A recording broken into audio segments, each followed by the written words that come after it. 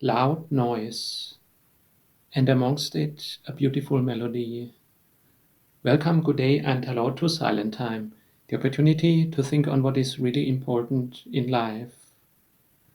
How loud is the noise at the main road of the big city? All the traffic, it is loud, it is noisy, and yet we can listen to a beautiful melody that is playing.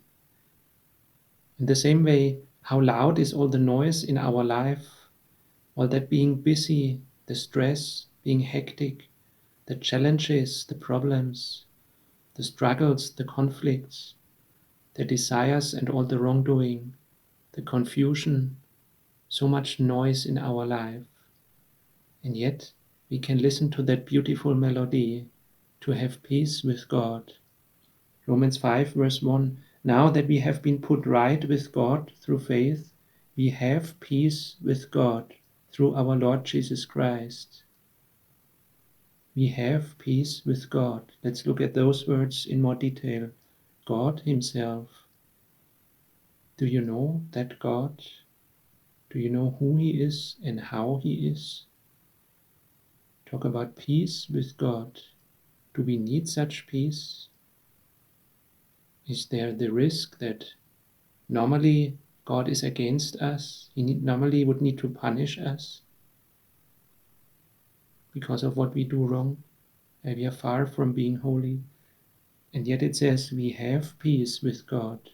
We have. It sounds as if Paul is very sure about it. Is that possible? Is it not in Christianity more a guessing and searching? Is it not subject to discussion? We can be sure, we can have that peace with the God, with the great God, the creator of the universe. If we come to the cross where Jesus has been crucified, then we know also God lives. And at the same time, there is the wrath of God about our wrongdoing that is serious, so serious that the Son of God has died for it, for us. He has sacrificed Himself on our behalf. All the wrath is gone. There is peace. All the wrongdoing, the sin has been carried away. And in that faith, we find the great peace with God, with the great God. What a beautiful melody.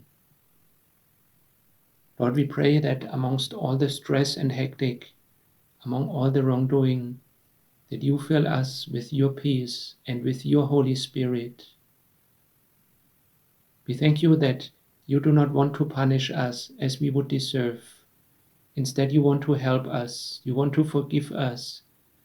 Thank you for your grace, for your help, for your kindness.